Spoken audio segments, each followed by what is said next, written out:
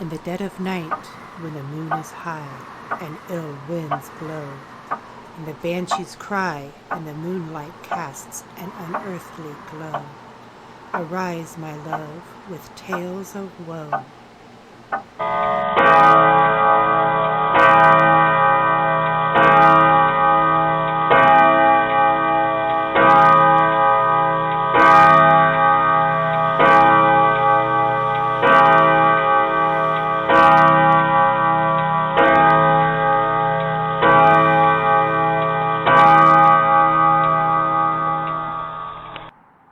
Good evening. It is 12 midnight, the paranormal hour. Welcome to Ghost to Ghost. I'm your host, Chief Lawson. Ghost to Ghost is a podcast to discuss all paranormal and parapsychology subjects. You can find Ghost to Ghost on all major formats, so tell your friends, tell your family. Come listen to Ghost to Ghost. Good evening, ladies and gentlemen. It is the midnight hour, and tonight is episode 17, season 3 of Ghost to Ghost. And tonight's topic, calls from the grave. And I do want to mention that this is the first time we are in our new dig. So That's this right. is our first new studio broadcast.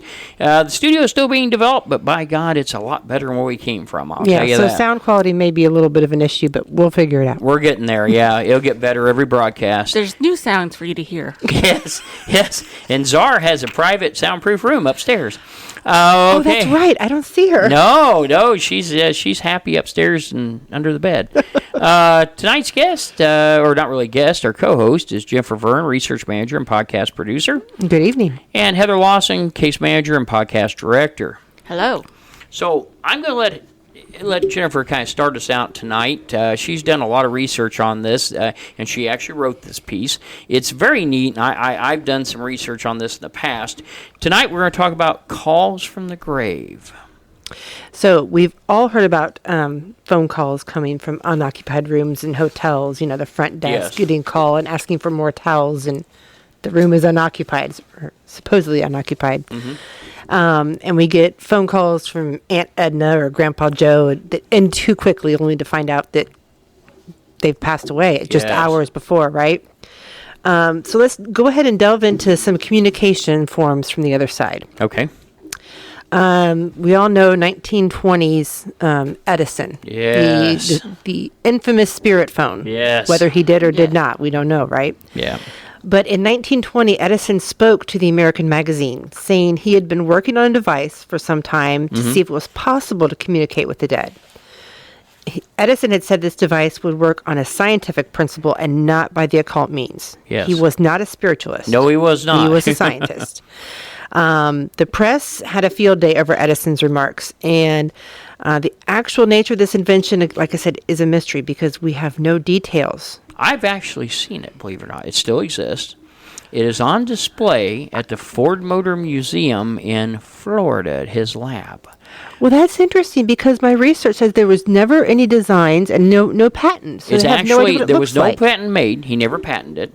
I don't know if he thought it really, okay, now this is an opinion, not fact. Right. I don't think he really thought it was going to work. And it's a very unique instrument when you look at it. It has a glass, and you can tell this kind of came over from the days of the vacuum tube assembly when he was making light bulbs, because the way that he's got this worked out, it's got glass insulators in between a spinning vial, and they're actually mounted to the spindle that turns around. It uses potassium pomegranate in the actual use to make this, and that's what they had used in some of the electronic devices that were being developed in the 20s. But I saw it was really, because we were down, this is actually in Fort Myers, and when you go down there, their lab sits on one of the canals or main entries into the ocean area, and it's really neat. It's actually, only reason it has something to do with Edison, Ford, and Henry Ford were great friends. Right. But he actually had a lab that Ford sponsored for him to work at. Okay. And so, it's a museum now. And when I went in, I thought, yeah, I paid a lot of money, and this is going to be a short tour. And it actually wasn't. It actually was a very large lab. It was a beautiful place. The grounds were very nice, but the actual device is on display, and it's called the phone to the dead, is what the sign said. Okay, so I thought that there was one out there, but I didn't know, or I guess my supposition was it was a concept based on what they thought it might have looked like, because... Like I said, there were no drawings of it. There was never a patent created. And in Edison's diary that was published, there's no mention of it. However, a French journalist, Philippe Baudon. That sounds right. Yeah, Baudon? Yes, I'd say Baudon. He came across a copy in a thrift store that had an extra chapter in it, he says. He says. Yeah. And that this chapter is a chapter that describes the spirit phone. So it may be based on this French journalist's chapter that he says he has, how they created that. You know, it was funny when I talked to the tour guide. I asked her, I said, you know, what do you know about this? She says, virtually nothing. And I said, okay. She says, you know, this is the phone. This was a device he was using to try to talk to the dead. And she says, but that's about the majority of it. And I said, well, where did it originally come from? She says, it's been here all along. She just never left the lab. She said, they had a storage room. And she says, once we started turning this into a museum, we found it. Well, they didn't know what it was. Wow. They thought it was, and I can't think of the name, but it's the devices that use a wand up next to the metal. They were very popular in the 30s. Thermo. You're going the right direction. Theraphone? Theraphone. Yeah. Theraphone. So they thought it was a theraphone. They kept firing up and trying to figure out why it wouldn't make music. And she says, we thought for sure it was a theraphone. Wow. And she says, you know, because that was very popular during the 20s and 30s, you know, and this was, actually there was a musician that toured, one of the inventors of it, toured even into Russia and played and did, you know. So she said, we kept trying to get this damn thing to make music. Why and she won't it work? Yeah, and she says, they couldn't figure out why it wouldn't. She says, and somebody came out and said, well, that's not what that is. And because it was designed, so they thought it was an instrument that you wet the glasses, and when you put your fingers on them, you know, you've seen that little thing where they made that little ditty. I don't remember what that's called, but it makes noise. And they said they found out that wasn't any of it, that this was a device to communicate with the dead. And she said, we actually found on, she says, of all things, it was on the bottom of the box it was in. She says, no one picked the box up because it was heavy. She says, somebody picked it up high enough that someone saw the tag underneath it and said, hey, hang on a second, raise it up. And all of a sudden, there it was. And it explained that, you know, and it was labeled as a communication device to the departed. And she says, so that's when we figured out what it was. She said, we had no idea. She says, been here ever since Edison was alive in his lab. Okay, because in a 2006 article in Atlas Obscura called Dialogos on Edison's least successful invention, the spirit phone.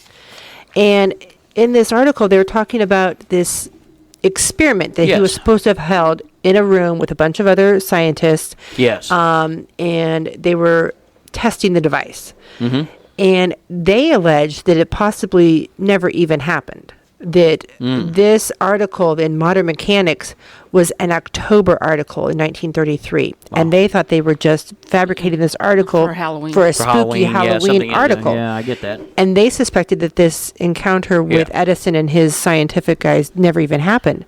But maybe it actually did. And maybe this French journalist actually did find a copy of a diary where that chapter was not edited out. I guess maybe all inventors make a lot of notes, but one thing that they had a lot of those on display where he made them. Yeah. He has Edison the same habit my mother does. He'll write on anything that's available. And they had different pieces of paper that he'd made. My mother will do that. She'll make notes on envelopes and shit. And then when you ask her where the notes are at, well, I don't know. I don't remember when I wrote those on. You know, but you know, a lot of people do that. I mean, he gave lots of there's lots of articles about him discussing this. Well, you know, Edison and Ford had a lot in common. They both were kind of cumbersome individuals. They you know, Edison, you know, and certainly if you read through the history of him and Tesla and the arguments between AC and DC current and all that went on, oh my God. I mean, you know, of course he had the money and the power that backed him. Something Tesla didn't have. But, you know, certainly, my God, you know, and it was said, I don't know if it's true, but that's what they told us in the museum, that he had a habit when he was working on something. He would work on something, sleep 2 hours, get up, work more, and eat as he went, and then sleep 2 hours. It was nothing unusual for him to get his 8 hours sleep, 2 hours at a time with 4 hours up or 2 hours up in between, you know, to balance out. You know, he would work continually until... He was definitely a workaholic. Oh, yeah, until he had mastered whatever he was working on. Yeah, I mean, because he really did believe that this was possible. Yes. Speaking to loved ones beyond the grave may have appealed to the public, but for Edison, it really was a matter of strict science. He believed that life was indestructible and that the quantity could never be increased or decreased. Mm-hmm. And he theorized that, like all bodies, our personalities have a physical form made of tiny entities. Kind of our own idea of, what atoms actually are. Okay. Makes sense. So he thought these entities might exist after humans passed away. Your personality-based residue of loose memories and thoughts. And that's what he was trying to capture. So if these particles existed, he reasoned he could collect them together and gather them from the ether around us. Sure. So possibly they could be amplified by this device, like a human voice is amplified by the recorded phonograph. Well, that was his basis. One of the interesting things, and a lot of people wouldn't find this interesting, but I took a deep dive when I was in physics, and one of the things they talk about, especially when we start talking about quantum theory and we start talking about the parallel universes like we did in one of the previous episodes. Right. Everything vibrates, and that's the key, and this is one of the things the oscilloscope can show you. Light vibrates, sound vibrates, but they all vibrate. And if you can match that vibration, and I think that's what he was after. Yeah, what if he did find something or heard something, and that's what caused him to destroy all his notes? Maybe. I don't know. Be. I mean, that's a very good possibility. Put this in storage. Yeah, I mean, He's like, if he found something out maybe he thought mankind wasn't too ready, And it was like, this is not something or scared him the too much, public and needs because to see. he died shortly after. Yes. So maybe he just hadn't gotten the courage to pull it back out again. Yeah. Maybe the funny thing is, I hear a lot of people say, if we only knew the day we were going to die, why would you want to know that? I mean, oh my God. Yeah, maybe something told him that. It could be, hey, you're coming over to join us soon in a few months. I mean, just give you a heads up, pack your bags. It could be a lot of things. Mom or grandpa came and said, Tesla, hey, when he supposedly... he's like, oh... No. Yeah. When Tesla designed Start burning stuff. the death ray, he figured out mankind wasn't ready for it, and he tried to lock those plans away. Tesla was way ahead of his time. Oh yeah, the AI, is our modern day weapon to that. I think a lot of people would agree. We don't know, Skynet. We don't know where this is going. Yeah. AI can do. It's scary. I downloaded this chatbot the other day, and they're pushing one on our provider for our podcast that you can have a virtual host through AI. No, thank you. That's just scary as shit. Yeah. No, thank you. Yeah. I mean, so when you look at it, maybe that was the case. He decided things weren't ready for this. Yeah. Yeah. Yeah, or maybe he just, okay, wait, that was a little too scary. Let's put it away, and never got it back out because he got sick and then that was died, he did not. One thing you brought up is he hated the spiritual movement, and that was very big then. And I think he may have thought that it was just toward the end of the spiritual movement. Yeah, he was very scientific. Happened, it was a little too close to spiritualism. Maybe that could have a lot to do with all of it. Yeah, but then the spiritualism movement died off, and conventional society moved the supernatural into the back rooms, and people were still trying to find ways of communicating with the dead. Yes.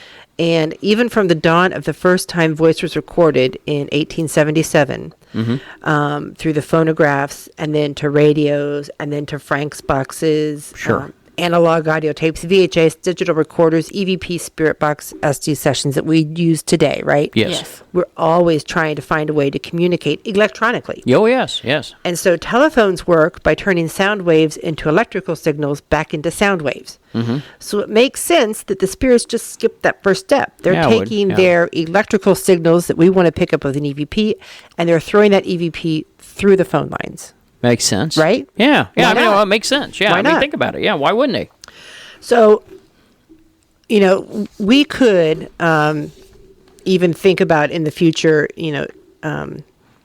delving into all the different evolution of spirit communication. Yeah. Because it's called ITC. That's the big there is catchphrase. so much. Oh, yeah. You take the, what was the theory, the white noise theory. You've got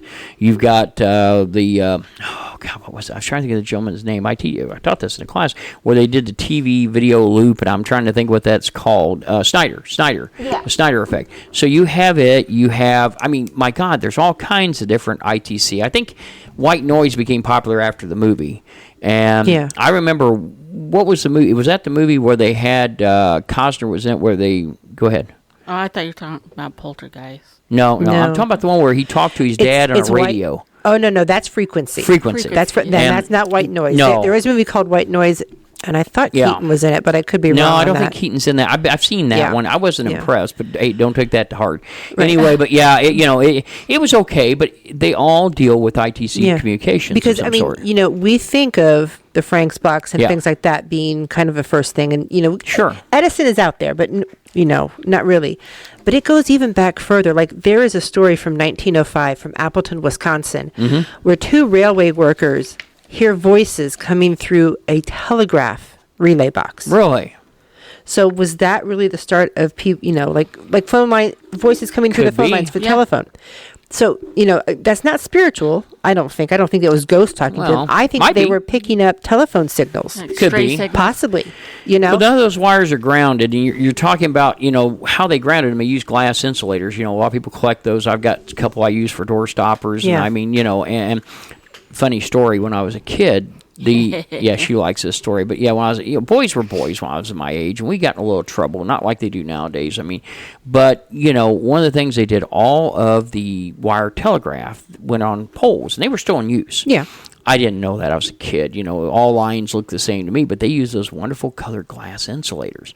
We found out if you pump a pellet gun 6 times and you hit one of those, it takes that thing in half and takes that wire right off the line. We had no idea. To us, it was a shooting gallery. And, we had these wonderful BB guns, and we would go out and after school, and we would nail these glass. We did this. About a week later, these guys came in a truck and were putting the wire back. And I remember we were out there watching them. We kind of hid our rifles over in the bushes so you could see them. And, these weren't Red Ryder. These were pump. I mean, they were nice rifles. I mean, they put out, and the guy looked at me and says, "Hey," he says, "you don't know if anybody's been breaking these off." Breaking what? And so, No, I know nothing about it. Yeah, Nothing but about it. that was, those wires were bare. The only thing insulated them was those glass. So if they touched, if they got too close together, I mean, people don't realize, but the reason why our wires and cables have the rubber on them and the cloth and all that is to keep them from getting too close to each other and moving that. Matter of fact, we had that happen on an investigation in Beach Grove one time. 2 of our cables for our cameras, our static cams, were too close together, and we got blended, and we thought it was something paranormal. It turned out 2 of the cables crossed each other. Yeah. The insulation wasn't good enough, so we were getting ghost images in, pardon the expression, but we were. Yeah, so, maybe we need to consider having that to be a future episode. That is break would those be interesting. down. That would be. Like double exposure on cameras. Yeah, pretty much. So let's leave that technical stuff off to the side. Let's get to the fun stuff. All right. Let's get to some stories. Oh. Shall we? Oh, yes. Okay. So about the time of Edison was working on the spirit phone, there was a man in Terre Haute, Indiana, who had other ideas for a phone call. Okay. His name was Martin Sheets, and he was born in 1853, and then he dies in 1926. Okay. So Sheets was an old-fashioned sort, and he believed in the stories of his youth where people could be mistakenly buried alive, right? Mm-hmm. So 16 years before his death, he had a rather large mausoleum built to house he, his wife, and their daughter. Their daughter had died just over a year old. Mm-hmm. So this could have been at the time that she passed away that he decided to build the mausoleum. Yes. Then. I'm not positive on that. But he also had a special casket built that he could open from the inside in case he was buried alive. He had a rocking chair and a bottle of whiskey and a telephone installed inside the crypt. This is kind of my kind of guy. I knew he was going to say, Oh, yeah. So the plan is... I'm getting ideas here. I need to take notes. Okay, go ahead. Yeah. The plan was, should he be buried alive, he could exit his coffin. Oh, yeah, I've already picked a place for a mausoleum out back. Yeah, we're not leaving. We're never moving anything again. Yeah. Oh, jeez. Yeah. Get your return. Telephone and all? Yeah, I'm going to put telephone and a solar red light to annoy the neighbors. Now, Heather, just wait a second, because I'm not sure you want to do that. Oh, right. So...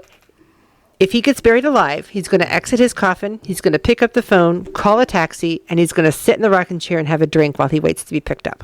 That's a hell of a guy. That's his plan. That's a Frank Sinatra sort of style, yeah. Yep. So in the days following his death, Mr. Sheets did not make that phone call. Oh. So he was dead. But he made sure in his will that the phone lines would be maintained in perpetuity. Yeah, I've read this story. I'm pretty sure of it, yes. Yeah. So they're still maintaining them today? Actually, they're not. How about the whiskey? But, I mean, what happened? I mean, it doesn't go. Anyway, go ahead. In 1929, so 3 years later, his wife Susan passes away. Okay. She was 70 years old at the time, so not unusual. What was unusual was that she had a heart attack, and she was found with the telephone receiver in her hand. Holy shit. So, of course, rumors began that she Yes. had died of fright, that Mr. Sheets had called her, and that's who was on the other end of the phone. These Honey, rumors... can you bring another bottle down here? This one's empty. Exactly, Yeah. right? Yeah. The rumors were thirsty. actually strengthened when, upon opening the crypt to place her coffin in, the phone in the crypt was off the hook. Oh my God. Now, see, I hadn't read that one. I've read one Yeah. story. I'll wait and see if you don't have it. I'm going to bring it up. But yeah, So- that one's pretty good. And that Yeah. was in Terre Haute. That was in Terre Haute. And years later, the city and the community finally got decided of maintaining those phone lines. So they had to go to court to have the To stop the will. to stop me. Oh my God. And they had the phone lines removed, and the rocking chair and the whiskey were all taken out. Aw. They could at But- least left the rocking chair. Yeah. And the whiskey. But I want to know, if anyone goes to the graveyard and hangs out, let me know if you hear the phone ring. Yeah, there you go. Yeah. Because Well, you know, but they left the we've phone? been thinking No, about. no. They did not leave the phone. Oh. Yeah. But hey, why don't we have a spirit phone? Why not? We have a retired co-founder out there. I may send him on a mission. There we go. He's wanting me to come out there and join the shrine out there. I thought, it might send him over to research that. Okay, so there are a couple more quick cases that I'm Okay. going to go through that are before Edison's time. I think the Undertaker in Cemetery is the one that I had. This may be the one yeah, that you know. Yep. So this may have been getting Edison thinking about a phone call from the dead, hearing these stories, because these are before this. This is from 1886. It's from the St. Paul Globe in Minnesota, Okay. November 24th, 1886. However, just because it's in the St. Paul Globe, I think that it's actually from Boston, because Really? it's a article from the Boston Post. Because back in the days, they would pull articles from other newspapers Well, yeah. so that you knew Filler. what was going on around the rest Yeah. of the country, right? Yeah. So this Kind of says, like the future of the UPI wire. yeah, exactly. So this is a ghost at the telephone, and it's from the Boston Post. And I'm not going to read it because it's a really long one, but Okay. basically, there is the Undertaker, and he's sitting in his office at night, and he gets a phone call from one of the local cemeteries. Yeah. And on the other end of the phone is a man with a very low, drawn out, distant voice that just says, hello. And that's it. And he has the people check. There's nothing at the cemetery. Nobody at the cemetery is calling him.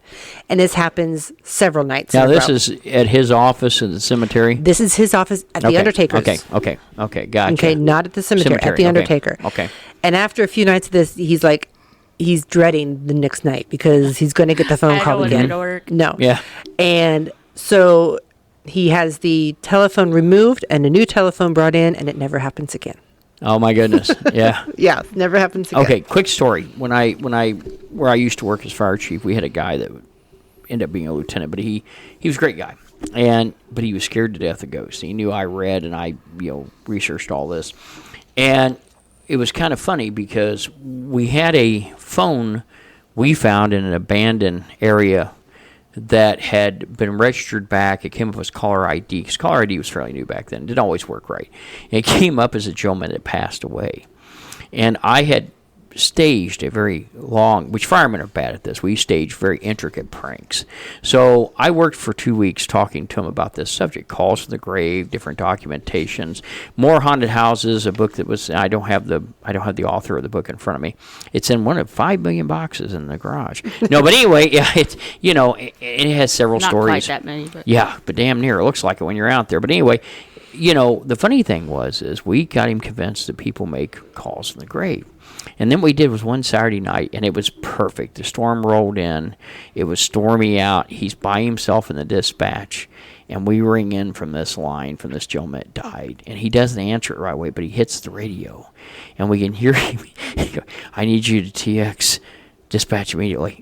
And he's talking real low, like the ghost can hear him on the phone that's ringing that he hasn't answered. And we waited till the phone stopped. I picked it up. I go, "We got Ron." He says, "I got a problem." I go, "Okay, what's the problem?" He says, and I'm not going to say this gentleman's name because he Right, passed. yeah. He was a good friend. He really was. He said, such and such's line just rang. I said, well, what did he say? Well, I don't know. I didn't answer it.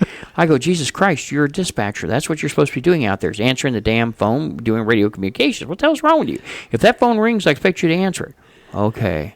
Yeah. And, we hang up, and me and my captain is standing there, Mike Dance, and he goes, this is too good. I go, yeah, it keeps getting better, did it? And so we gave it about 10 minutes, and we dialed the number again, and it was funny. The first time he keyed the mic, all you can hear is phone ringing in the background. He didn't say anything. He's like he was standing on the microphone trying to figure out what he's going to do next. And then he clears again and says, it's happening again. He didn't say, this is controlled. It's happening again. And we were kind of laughing. And we waited. We had to hand over the mic, so he picked up. He couldn't hear us. And he picks up the microphone. And he says, dispatch, real low. And, Mike's going, moan into the phone. I go, no. And so we hang it up. We wait about an hour or so because he was relieved, and they, had different people back and forth for dispatch. We do it again.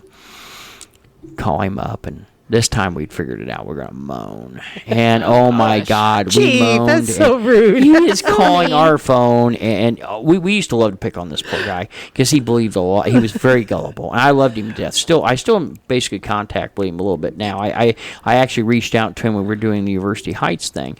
But oh my God, the poor guy, we had him convinced this guy's ghost came back. And, it took a lot of effort to set this up, but I mean, it was worth every bit of it. Yeah, you're not the only one, because I was listening to another podcast, researching this, and they did the same thing, only they did it live during the broadcast. Oh my God. There's this phone app that you can now use to do this. Oh, isn't there phone apps for everything? There's phone apps, and so... They had his dead grandmother's cell number call his phone during the broadcast. Oh, that's hilarious. It was so wrong. Oh, That is horrible. But, I mean, and that's one thing to look at. You can look at these modern day and think of rational, reasonable explanations. But the further back you get, you kind of wonder about exactly what's going on. And I'm going to give you one here from March 17th. Okay. I'm sorry, March 5th, 1917. Okay.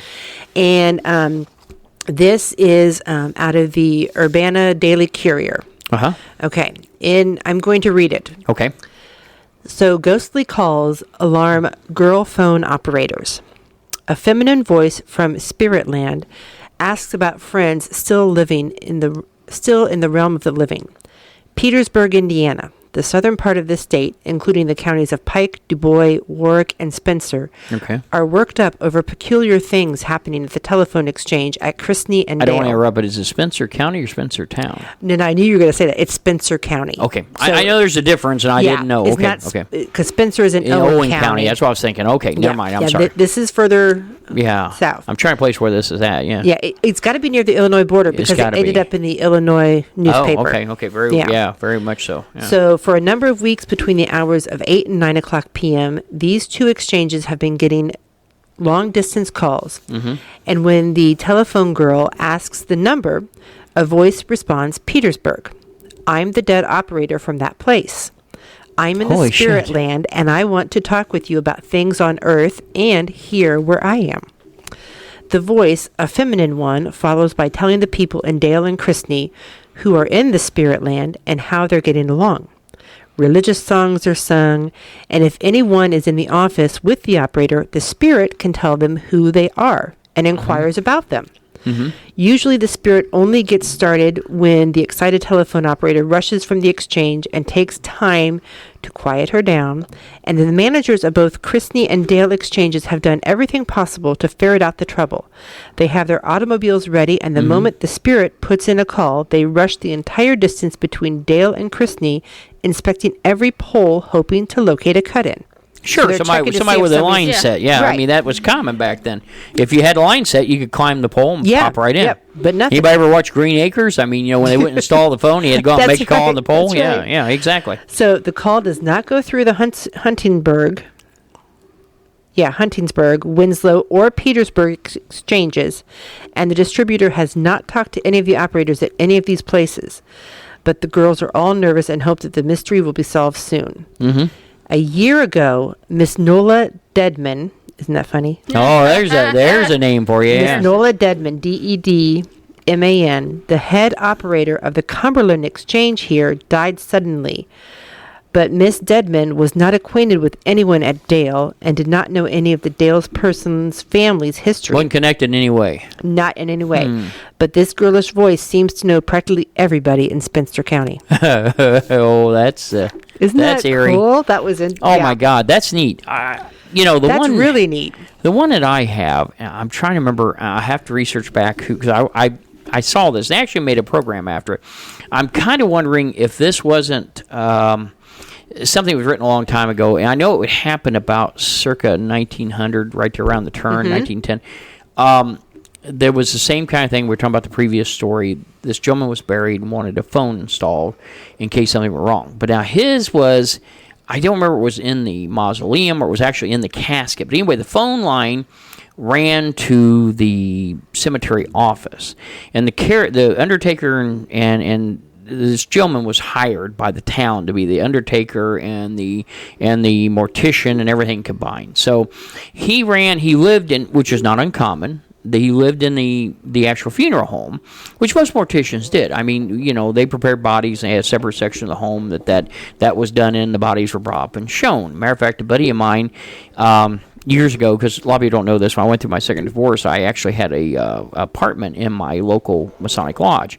Well, a buddy of mine from the same lodge, he had an apartment at actual undertakers. And yes. Yeah, and actually, that's not Cox. It's not who you think it is. This is somebody else.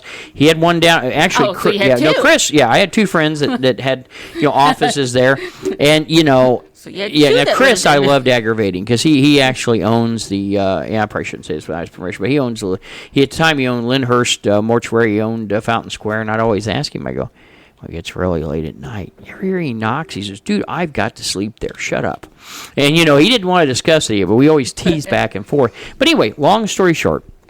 Always makes you wonder. But this guy he would go home at night, and the gentleman, the way this will was worked out, the city got money from this particular individual that passed.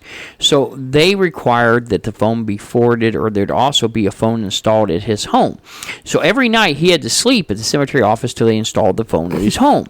And so they get so several nights he had to sleep there. Of course, phone didn't ring, but it gets installed at his home. Within a week, the phone rings. And it only goes one place. It only goes to this, either the crypt or the casket. And when he opens it up, when he picks it up, all he hears is just breathing. And so they bring the phone company out 2 different times. Now, you remember, phones were fairly new back then. Yeah. And a lot of them were party lines. Right. So this guy had to have money. Oh, yeah. Because it was big money to have a solitary line put through. Yeah. So the phone company checked all the connections. They make sure nobody was screwing with this guy. And it would be a hard thing to screw with this guy. It would require a lot of money and assets because people didn't have line sets back then. People didn't know a lot about the phone lines. They were kind of a mystery. Matter of fact, a lot of people, when they put the phone lines in, would not want them anywhere near their house or fear that of course, nowadays we've started researching 400,000 volt lines, these big tall, right. Distribute or transmission lines, and they're afraid that that causes a lot of things. Back then they thought it did too. So anyway, it's this phone rings about every night about the same time. So he starts staging people at the cemetery office, and sure enough, it rings the cemetery office. It rings there, same time it rings his house. So they start going out to the grave, and they zoom the guy's grave, and they find out that the actual casket has claw marks where his fingernails where he was at. So the question was, according to the mortician, he embalmed him. There's no way possible that could happen. Right. A lot of things, and of course, this goes back to the... he was good and dead. Yeah, he was good and dead. Yeah, he wasn't. I made him dead before we put him in a box, and But, think about this just for a second. And most people don't really sit and think about dying because it's not a good thing. It's not a healthy thing. I think about dying in a funny way, and I'll tell you, the late Michael St. Pierre. Of course you do, yeah, of Chief. course I do. I've got to have. I always said, I wanted to be cremated. My ashes spread at the Bunny Ranch in Vegas, and I remember Michael St. Pierre, the St. Pierre founder of the St. Don't Pierre. need to pay for that mausoleum. Yeah. Right. Hey, Michael looked at me and goes, "There's no way in hell we can cremate you. You could blow something up." He says, "There ain't no way in hell that's going to happen." He says, "You're so pickled, we won't even have to cremate you. You're going to save money because we'll have to prepare the body. We can stick you in there." He says, "You ought to be good for 50 years. You'll outlive some of the." He says, "Probably you'll outlive some of the Egyptian mummies." He says, "You've already started the mummification process and the embalming." He says, embalming, not Christ, the mummification. Yeah. So we got laughing about that, and of course, Mike's gone. Mike was a great guy. He has a wonderful monument in Greenwood Cemetery, and everybody always asks me. I said, "Well, I'm bigger than Mike. It's a phallus thing. We got to get something bigger in there, and something with a red light on top of it." But anyway, but. His is the biggest monument in the in the Greenwood Cemetery, which I find so damn amusing. Michael was a great guy. He was past potentate of the Mirage Shrine. I really, him and his brother Steve, I played in the band with Steve. Steve was a drummer. Really nice people. And but I have to laugh, after I didn't get to go to the funerals during COVID and it wasn't open. So I got the chance to go down and look at the monument. It is the biggest monument in the Greenwood Cemetery. So my whole goal in life is to get a bigger monument. Anyway, so I'm sorry. I guess we're back to the mausoleum. Back to the mausoleum. Yes. But no, this has come up more than once. Of course, have to have ventilation holes. Yeah. Well, that may be a good thing or a bad thing, yeah. Well, they did bells for a long time. There was actually several patents of bell devices that were put in that was drilled down in the ground, and they actually went into the casket where they could ring the bell. Yeah. So I guess Mr. Sheets wanted something more than just a little bell. Yeah. Well, he had to have if you Mr. think about Alexander Graham bell. Okay, so the casket's 8 foot under, right? No, he was in a mausoleum. Well, no, but I'm saying normally. Bells. Yeah. So 6 foot, 8 foot. Yeah. That's a lot of damn dirt when you don't have a backhoe. And if you ring the bell, how much oxygen do you have while you're waiting on two guys that are probably alcoholics to dig out the grave? Some of them had periscopes and actual ventilation shafts down. Yeah, that you could... Yeah, so you could periscope and look out and get air down. When I was a kid, there was an escape artist, and I wish I could think of his name. He was on WINDE and WIBC, and this guy was great. He was legendary in the 70s. I can't think of his name. We'll have to look this up. But anyway, he was buried alive once for one of his escape things. And I'm thinking, oh, my God. No. I'm not claustrophobic, but oh, my God. And, I wish, and I see Jennifer and Heather reaching for phones. This guy was great. He used to do all kinds of things. He got ran over by a train once. I loved him as a kid. He was like the local Evel Knievel. And he would do all kinds of things, but he was known for WIBC and WND radio. He was actually a disc jockey turned escape artist. I think he's passed now, because I think I saw it somewhere on one of the news broadcasts. Great guy. Really great guy. And he did all kinds of things. But think about, and I think that's everybody's deepest inner fear, is being buried alive. I mean, we talk about voodoo in New Orleans, and that maybe is how zombies are created, and we talk about a lot of things. But was it Bill Shirk? Bill Shirk, that was it. Yep, man. just pulled it up. Yep. Oh my God, Bill was great, and I don't know if he's still living. It says he's still alive. He did all kinds of. He tried to redo everything Houdini had done, and I tell you what, Bill Shirk was a hell of a guy. Back in the 70s, I never forget. This was before they really had GoPro cameras and all the stuff they had. They put a camera between his legs and let a train run over him. He laid in the tracks while a train goes over him. Now that takes a lot. He's 79. Wow. And he's probably still escaping from shit. The truth be it known. Jeez. I mean, it says he's still active. By God, we ought to reach out to him. It's not really paranormal, but it'd be fun talking to him. It'd be fun to talk to him. Yeah, about especially what is known about Houdini. We might have to do that at one point. But Bill Shirk was one of the legends when I was a kid in the 70s. I mean, that's a long time ago, but man, he was great. Yeah. Okay, well, let's get back on point. But I mean, I have to bring up the thing, when you think about this episode, think about that. I mean, I guess I want to make sure I'm dead before they put me in a box, He wasn't just buried alive. He was buried alive with a 10-foot python. Yeah, I remember that. Yeah, two tarantulas and a rattlesnake. There's a funny thing about that. I think there was a legend that someone sued him over use of the snake because they thought it was cruelty to the snake. Oh my gosh! You got to be shitting me, right? Well, the snake filed a suit. If you don't get out, the snake's not getting out. Probably used a hammer. Yeah. Oh my God. Okay. So, anyway. So the next story I've got, I want you to think a little bit about EVPs and electrical storms and things like that. Okay. Ooh. So in an article from the 14 Times, May 2021, they were discussing an account that appeared in Fate magazine in 1953. Okay, can I stop you real quick? I don't want to get too long. Does anybody know what Fate magazine is? I do. Yeah, I do. Yeah. I had it for years. Yeah. It's still being published, I think. Yeah. You know, it wasn't bad. I used to love it. I've got describe that copy. in Mother News.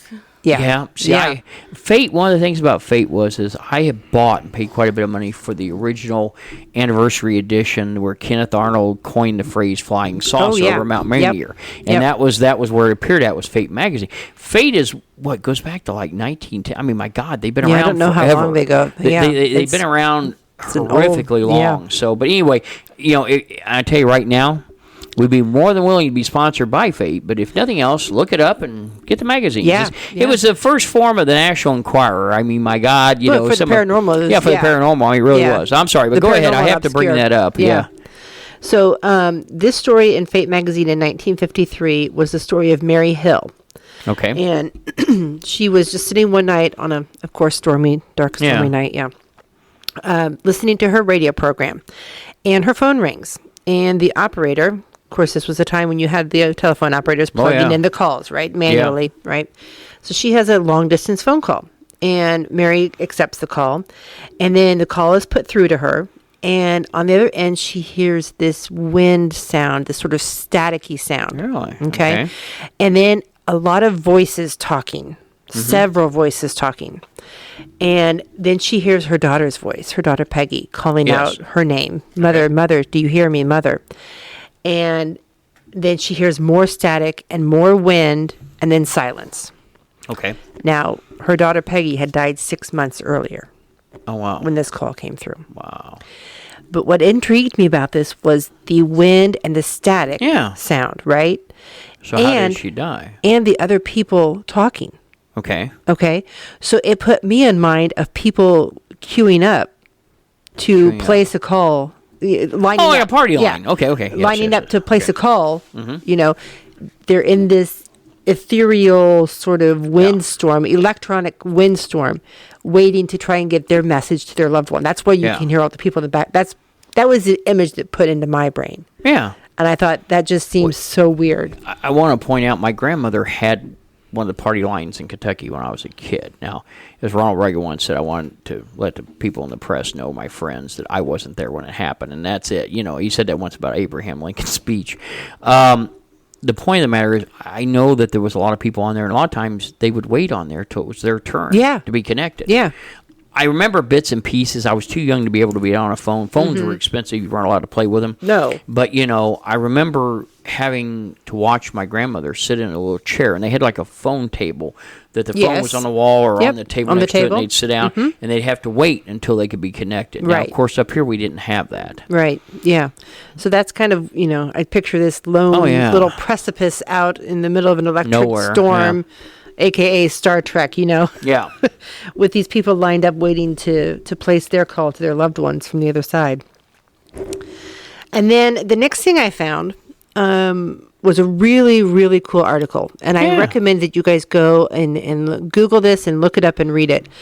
CNN did an article in 2011, and the article is called, "Do Loved Ones Bid Farewell from Beyond the Grave?" You know, I never heard of that they did that. Yeah. I hadn't either, but thanks to the podcast I was listening to, and it's not one I had heard before.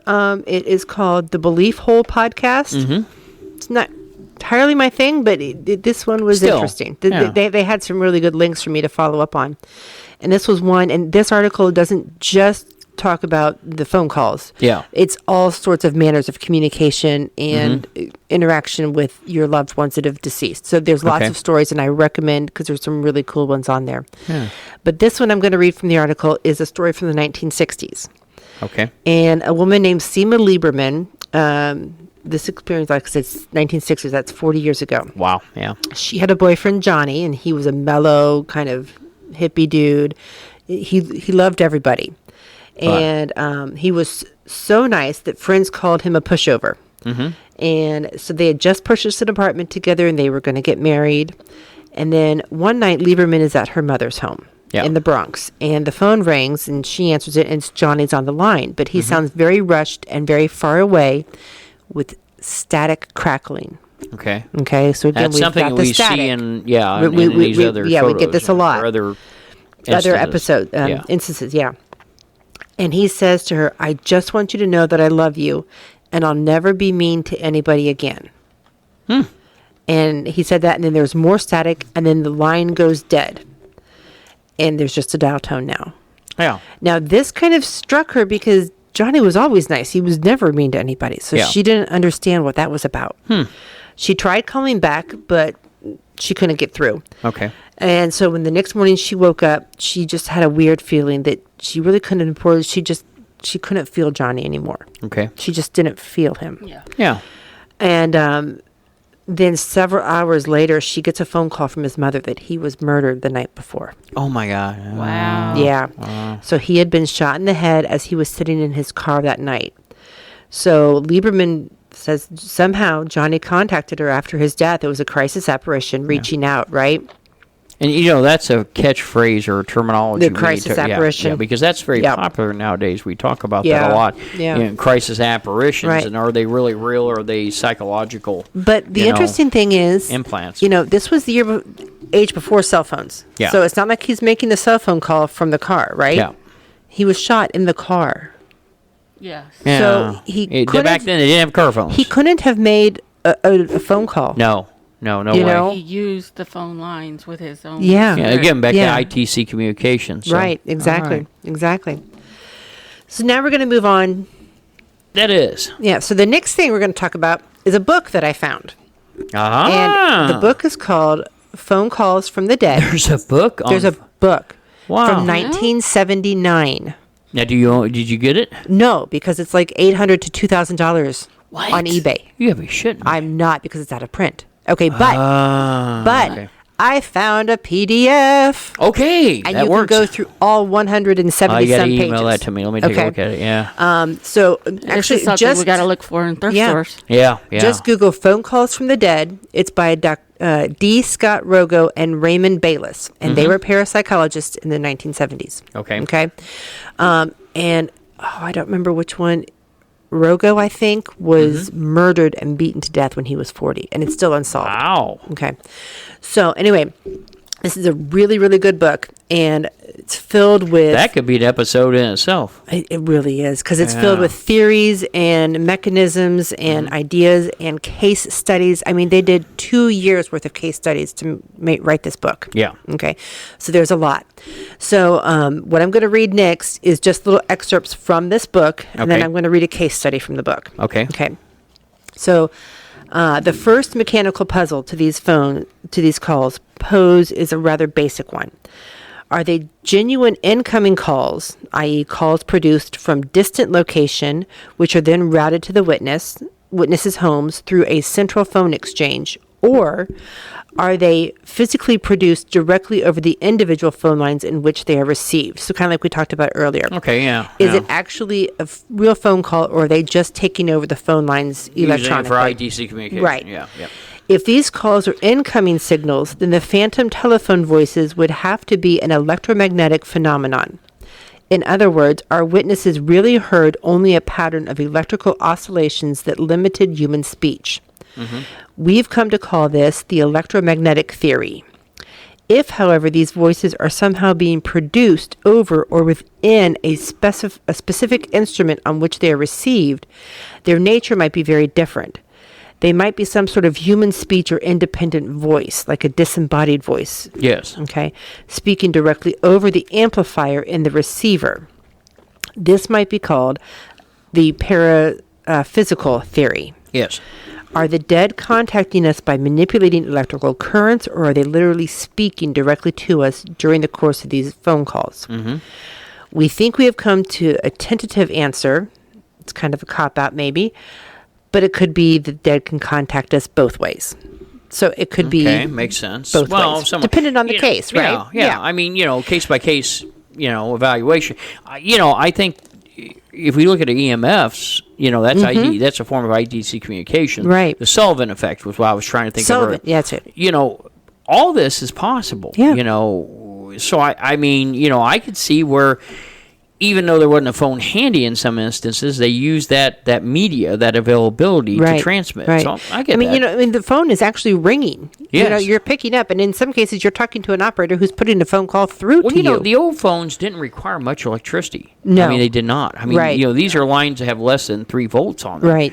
So it would have been a lot easier to manipulate. Yes, it would. Yeah, and then I guess the spirit could manipulate the ringer on the phone then, right? Well, it makes sense because absolutely. the ringer was triggered by something else. It had a transistor that had raised the power up, or not transistor, I'm sorry, transformer, raised the power up to ring the bell. But again, you're talking under 12 volts all the way around. Yeah, that's true. Yeah, that's true. Not a whole lot.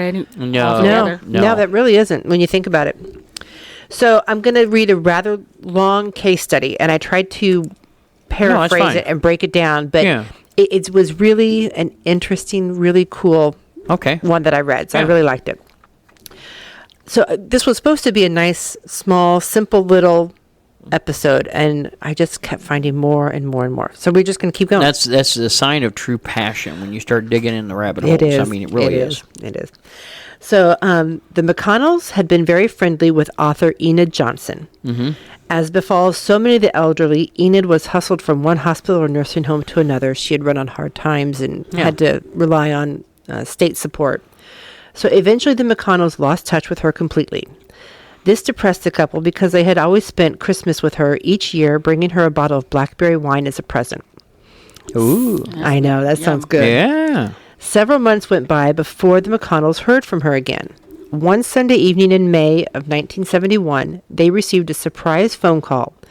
Mr. McConnell answered the phone, and after speaking with the caller, brought the phone to his wife. "Do you know who this is?" the voice queried.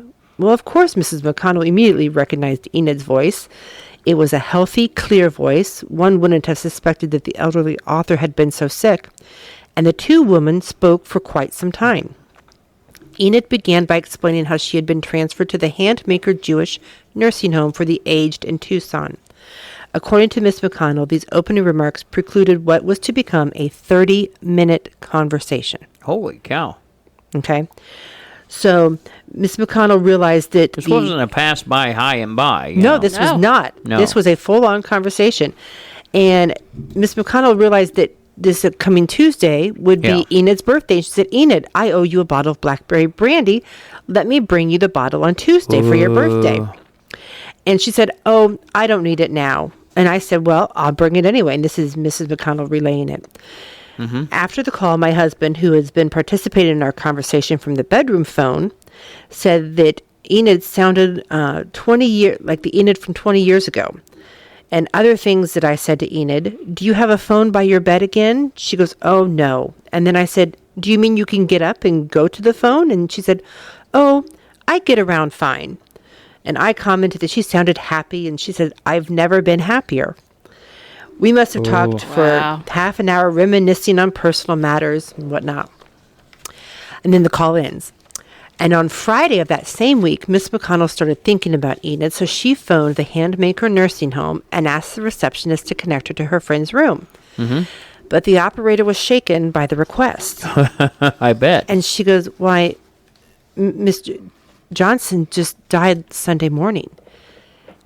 And from what the McConnells could gather, Enid Johnson had apparently died at 10:30 the previous Sunday, several hours before they had received a phone call from her. Because they received the call Sunday afternoon. Sure.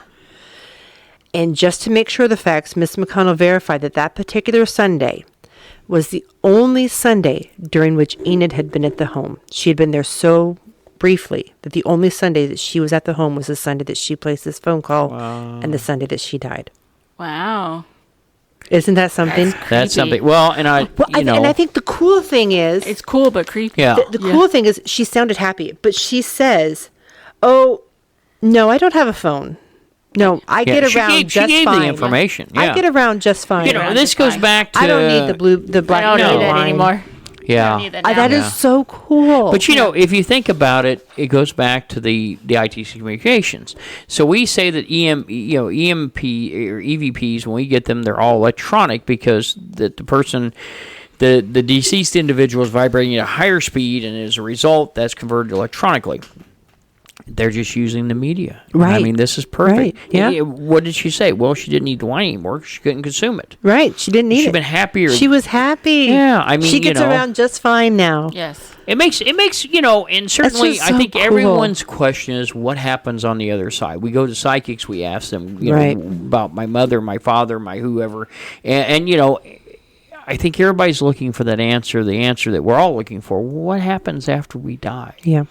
And I, you know, certainly that lends a bit of credence to console all those who wonder. Apparently, they're happy. Yeah. Right. You know, yeah. and you know, I know we've been at Paracons and different, you know, psychics have different things. So, you know, I think all in all, though, whatever the next, the other side is, as Hans Holzer was so quickly to point out, it definitely is a euphoric nature at the best. You know. Yeah. So, guys, if you want to look up that book, it's, again, Phone Calls from the Dead. Archive.org. D.Scott, Rogo, and Raymond Bayless, and it's archive.org. Wow. And just search by the book title. And it's And is this an archive of books that are out of print? I would imagine Kinda, so. sorta? Okay. I would imagine so. Yeah, but, Okay. you know, the podcast guys that turned me on to that, to find that link, they hadn't found the link because they're like, I can't read the book because I'm not spending $2,000. Yeah, I'm not buying that. I'm not buying it Well, either. and but I hate to found say it, Dan Aykroyd's father. Like, I'm better than him. I you know, have it. yeah, Dan Aykroyd. I You got know, good research skills. Yes, how you he did. got into writing Ghostbusters was his dad was very much involved in the parapsychology, paranormal end of it, and he wrote a book. His father did. Yeah, Dan Aykroyd's dad. Oh. Believe it or not. And it's I've been trying to expensive. get, oh, Jesus Christ, it's expensive. Oh. It's like $85. And you know, and I mean, it's not expensive as that book. It's- yeah, Yes. not like that Not one, like but I mean, $2,000. yeah, because I thought about getting it several times because he, and, you know, he recently did a show. When I say recently, last few years, called help me out here, honey. Is it unexplained, Unexplained unbelievable? by Dan Aykroyd. Or is it unbelievable? I think it's unbelievable. I think it's unbelievable. Yeah, unbelievable. And he was doing, but he actually mentions the book in part of it, how Oh, he's wow. dad. And you know, I found this out from a website. Went and looked up the book. Sure enough, Amazon has it. Amazon has everything. Amazon may be part of Skynet. No, I'm sorry, I didn't say that. Anyway, all right. So moving you on. have- Yeah. Take AI the tinfoil feature. hats off. Yeah. But anyway, you know, you can find anything you want there. Yeah. But Yes, anyway, about. you know, it's about $80, and I was really surprised. But that's where his you Pays know, for his mortgage. yeah, there you go. So, but I yeah. think he has other. Well, I know. Yeah, I but I'm think he saying, does too. You Yeah. know, I have As to. Richard E. Step says. You know, I sit and think, and this is a little off subject, but you know, when you look at the two producers that produced Ghostbusters, Ghostbusters 2, and then you know the new series, you know, Son and Father. the Reitmans. Yeah. Yeah, the Reitmans. And I tell you what, you know, when you look at that and you realize that transition and what was involved, you know, and the people, certainly Dan Aykroyd was involved in the writing, Harold Remus was involved in the writing. It was a very special moment. You It know, was. That was a good show. Yeah, I have a lot of Yeah. people that ask me about how to recreate things in the shrine, and the problem is if you don't get the right people at the right time, it's no longer there. You No, can't do it. you can't Yeah. recreate No. something magical like that. No. It No. has to. Yeah. Everything has to align. Yes, I hate that's to say right. it. That's right. Okay, so anyway. So that was a case of somebody reaching out and just kind of closing Yeah. a circle, closing a loop, right? Yeah. Yes. So I think now so. we're going to talk about a case of maybe a warning. Okay. Okay. So this example comes from the author Dean Koontz. Uh huh. I had no idea. Really? Yeah. So on September 20th of 1988, he receives a strange phone call from a female voice which simply said, "Please be careful." Mm-hmm. The voice sounded very distant, and she repeated the warning 3 times, sounding more distant each time. Yes. Now, Koontz states that although he didn't know who it was, the person sounded like his mother. Ah. However, his mother had died 20 years ago. Yeah. Okay. 2 days later, Dean was supposed to go visit his father, Ray, who was a resident in a facility. Ray had some mental issues and behavioral issues. And he had recently assaulted another resident. So Dean was supposed to go to the nursing home to talk to his father. When he got there, his father had acquired a knife. Oh, boy. And Dean wrestled the knife away from his father, and it was a whole hullabaloo. Police were I called. bet. We've got Yeah. a man with a knife, whatever. So the police arrived just as Dean was walking back into the hallway with the knife in his hand. And, Yeah. of course, the police are thinking he is the perpetrator. Oh, dear. And they kept telling him to drop the knife and drop the knife. Yeah. And Dean was, like, frozen in fear, like, what? And then he remembered, please be careful. So he drops the knife, and then the situation was de-escalated. Oh, and boy, he yeah. attributes that phone call, because he said, I could have done something stupid, and I probably could have gotten shot. Oh, very easily, yes. You know, very easily. So he really, really thinks that because of that phone call, he was just a little bit more vigilant and like, oh, shoot. Okay, wait a second. Drop the knife. Oh, and he shoot. really thinks that, don't Don't shoot. Yeah. Don't shoot. First words out of everybody's mouth. Don't shoot. Yeah, so he really thinks that was his mother trying to help him. Yeah. You know, if my mother came back, or she's still living, but she came Yes. back, the only thing she'd say Yes, is, she always my comes weed back. eater isn't working. You know, I always told I got a Chris, my problem. buddy, yeah, I said, you know, we got to prepay the funeral. I said, when they do, how much extra put the weed eater in the casket before they shut it? Oh, jeez. Yeah, Well, you know, we I could did lay ask it on him top that. like they do flowers. Yeah, that's right. Yeah, leave the black and decker weed eater. yeah, It didn't yeah. work. That way you don't have to see that one because again. she never calls me unless she has a Yeah. problem. So, yeah. So First we're words gonna out of her mouth. Yeah. end the episode on an interesting one. I think I've read This is a one. very famous case. Yeah, I think I've read this one. Now, this is not your typical call from the grave. Mm-hmm. I think, and there are some really logical debunking things that you can say with this case, and they Sure. all ran through my head. But at the end of the day, I have one specific theory on this. Okay. Okay, so I'll be interested to hear this. Yeah. on the September 12th, 2008, California's San Fernando Valley, the Yep. commuter train carrying 225 riders collided with a freight train in what came to be known. I actually remember when this happened. Yeah. Yeah, I do too, actually, as the Chatsworth crash. Mm-hmm. 135 people were injured and 25 died. Okay. One of the deceased was 49-year-old Charles Peck. He had come to Los Angeles for a job interview, and his fiancée heard about the crash on the news report on the radio as she was driving to the train station to pick him up.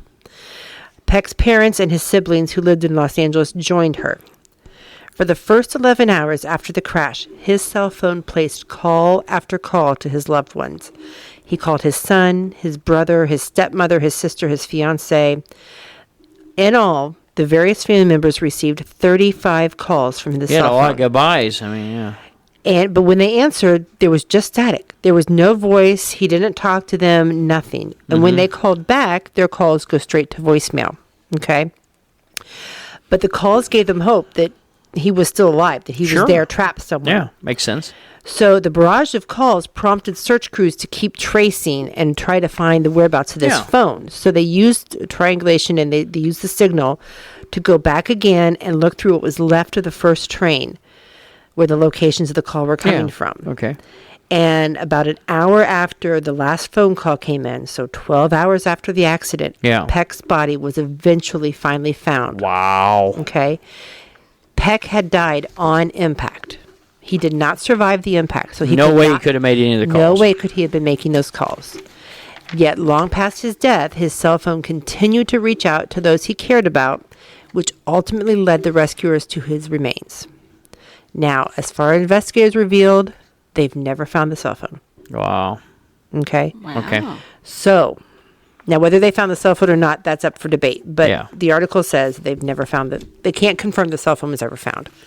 So the logical person inside of me is debunking that the phone was just smashed and electronically sending calls to Could be. the contact Yeah, list, makes right? sense, yes. Because in certain phone calls, you can have your first 5 favorite calls already favorited, Oh, yeah. right? Yeah. And they're right there on the front of their phone. It could be pressed up against or A lot of phones, you will have them marked ICE in case of emergency. yes. Yeah, we And, EMS service, we try to get people to do that. and you know, they could have randomly just been dialing those numbers. It very numbers easily that are could have marked been. Could Yeah. have been, in right? case of emergency numbers. Yeah. And just started But I really think his spirit was manipulating that phone so that Or they it could could have find his been- body. manipulating those ones. The Yeah. You know, ICE numbers. Yeah, because so those that, are the ones most. you know, find And I my want to body. be careful how find this my is body. handled because this is hearsay, knowing that, you know, I was participating in the 9/11 recovery. There's been several instances that have cropped up since of individuals that said that their phones were called from people that were in the towers, right. Tower 1 or Tower 2 before the collapse, and they found out afterwards the phone call was actually made after the collapse. There's no way that it could have been made while the floors in the building was still standing. Right. So, it goes back to that crisis apparition. Exactly, yeah. And, because we had considered doing a 9/11 episode, but we didn't really want to drag up those memories with those stories. Yeah, it'd been hard on me, I'll be honest. Yeah. I think it's hard on anybody that's ever been there. I mean, during the recovery operation. I think at some point we need to do that. I think it's a form of healing, but at the same time, I mean, you got to be careful and respectful. You really do. I started researching it, and I was just like, something about this just doesn't feel right. Yeah, exactly. Yes. Yeah. You have to be respectful for what happened and so forth. And, there's been numerous stories I've heard of, I've read over the past. I can't think of any right off my top of my head that have phone calls that have returned. I remember one in particular was the Hindenburg. There was several people that were on the Hindenburg. This is back before you had cell phones. Yeah, I was going to say, that's not a cell phone up story here. No, but there was actually communications where people had sent actually telegrams. And people had received them. Really? And, so we're talking about still ITC communication over wire. Well, there we go back to that relay box. Right? Yeah. And I mean, makes one wonder. Of course, there was a lot of psychics, too, that told people not to get on the Hindenburg. I'm sure there was the Titanic and everything else. I mean, it just is what it is.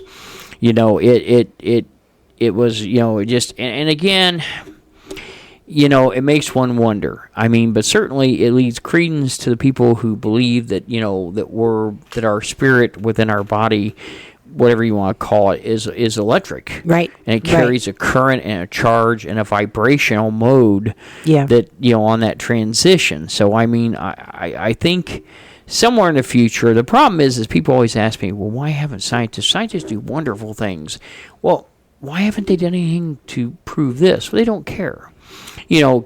What causes cancer is a great deal more important than what causes, is there a human soul? Right. Can we prove there's a human soul? What causes this ITC communication after death?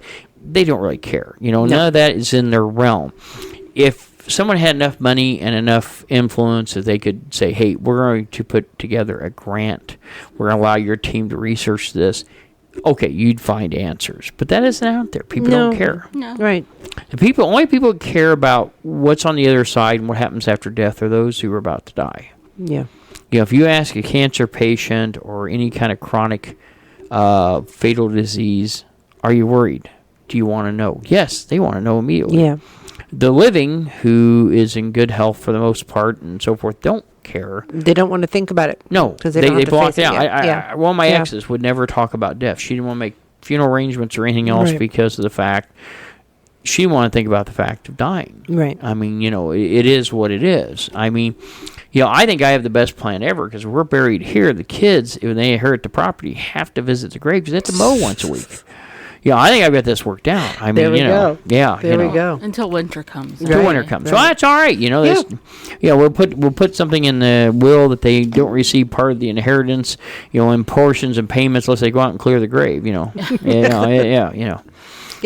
Nothing else will come back and haunt you. Yep. Anyway. So there's many more stories out there, guys. Okay, so tonight's episode opens the mind. It gives a chance for everybody to think about things a little bit. If you get a chance, check out some of the sources. Those will be we cite all of our sources. They're included into the paperwork here that, as wherever you're watching at, whatever venue and media you use. Down below. Down below, yes.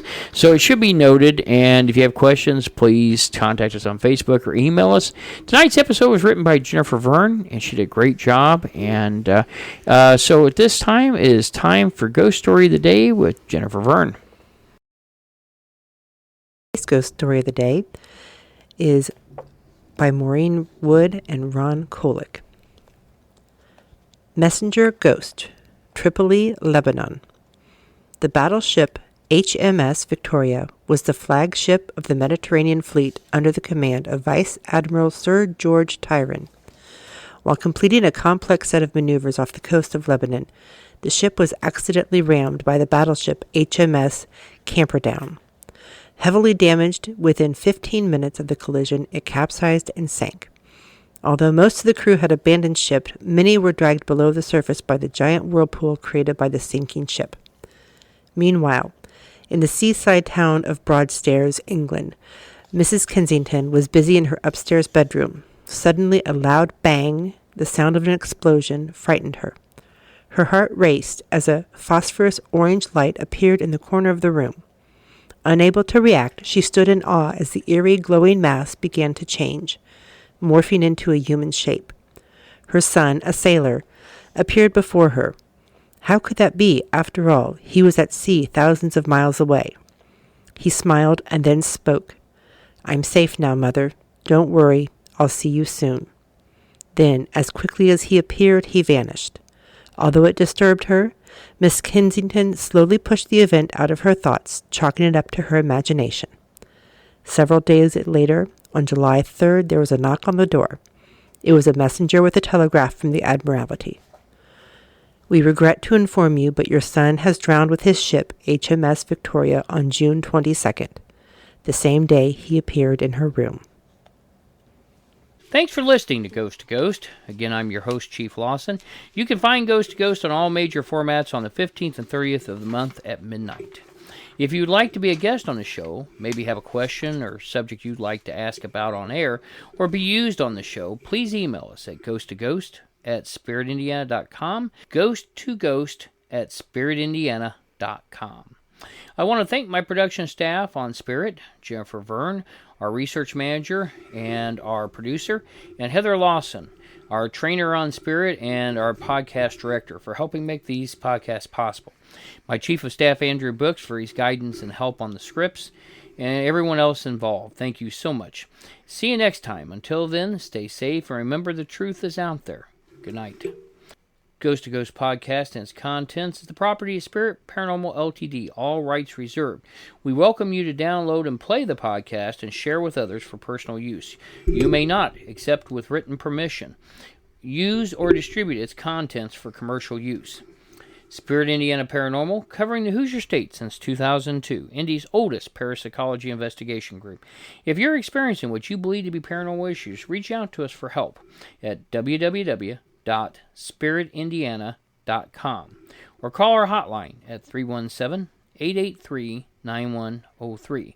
Again, that is www.spiritindiana.com or our hotline at 317-883-9103. Thank you for listening. Take care of yourself and the ones you love, and be safe out there.